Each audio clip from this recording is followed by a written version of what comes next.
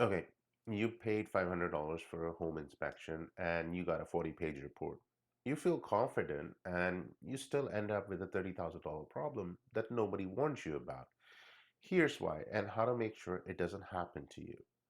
So, before we get into it, a quick heads up. This video is the opening episode for a seven-part series on due diligence for the first-time homebuyer in Metro Vancouver and Surrey. Over the next seven episodes, we're going to cover everything you should be investigating before you sign an offer, like strata documents, disclosure, permit, climate risk, and specialty inspections for older home, the stuff that most buyers skip and pay for it later. This series is called Due Diligence and it starts right now. So let's start with what a home inspection actually is.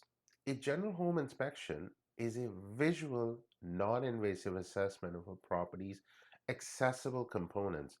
And that's not me making it sound boring. That's literally the legal definition of the job. Your inspector walks through the property, looks at what they can see and safely reach, and document the condition of major systems: roof, foundation, electrical, plumbing, HVAC, insulation, windows. A good inspector will also check the signs of water intrusion, improper ventilation, deferred maintenance, and obvious structure concerns. And that is quite valuable. A solid inspection report can be the difference between walking into your first home with your eyes open or walking in 6 months later with a wet vac and a contractor's business card. Here's where we need to slow down because there's a long list of things a general inspection cannot find, and buyers, especially the first time buyers, often assume that because they've got the inspection, they're covered. But the reality is they're not. Number one, behind the walls. The inspector cannot just open drywalls. They cannot see inside insulation cavities. They cannot confirm whether the old knob and tube wiring has been properly replaced or just buried under the new drywall and hoped for. I've seen this in older homes in Raleigh and Guildford and homes that look completely renovated on the surface, but the moment you pull an insurance code, you find out electrical hasn't been fully updated. Number two, sewer lines. Your inspector is not scoping your sewer. This is one of the most expensive surprises a buyer can hit.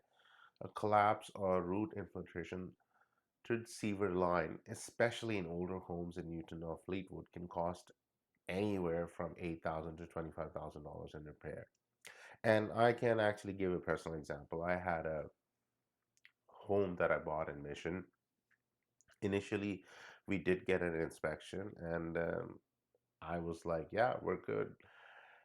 And then 2 years later, my tenant in the basement comes up and says that you have a water leak. So we got a plumber, and he says that the perimeter lines are clogged or collapsed. They're going to have to stick a camera in it, and then we'll find out what happens. And sure enough, $20,000 later, I realized that the pipe had completely collapsed and there was no way to get that thing caught in an inspection unless you had a plumber. So, been there, done that. A general inspection is not going to catch it. And number three, asbestos and mold. Any home built before 1919 BC could have asbestos in floor tiles, insulation, drywall, compound, or roofing material. Your general inspector will note suspect areas, but they're not certified to test it or confirm it. Same with the mold. They might flag moisture staining, but that's a job for the inspector who can do an air quality test, and that's a different specialist. Number four, the lot and drainage. And inspectors don't survey the land. They won't tell you whether your potential backyard in Clayton or Panorama Ridge sits in a natural drainage spot. They won't flag whether the grading is pushing water towards the foundation. Not definitely anyway. That matters in Vancouver more than any other place in the country. We are not a dry climate. Water finds every mistake eventually. So, what do you do with all of this?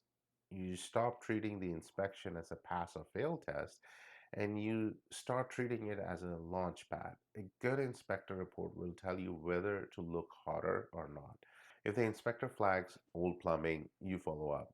If they note that the roof is at the end of its life, you get a roofer in it and get a quote.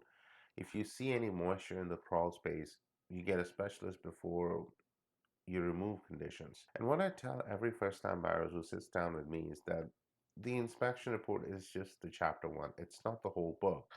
So use the findings to negotiate them, use them to prioritize follow up, and always build enough time into your subject removal period to actually act on what you find.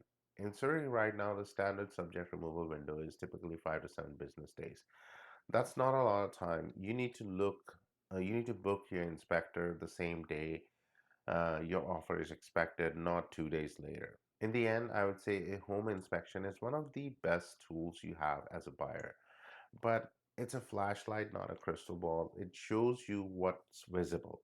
It gives you a starting point, and in the right hands, with the right follow through, it can absolutely save you from a catastrophic mistake. But only if you understand what it can and cannot do. That's what this whole series is about, knowing what to look for and knowing when to look harder. In next episode, we're going into one of the most overlooked parts of buying a condo or townhouse in Metro Vancouver, the Strata documents. Most buyers will just get them, flip through the first pages, and then hand them back. The one who reads them carefully, they're the ones who avoid buying into a building that's about to hit them with a special levy that they did not see coming. That's episode 2, and I'll see you there.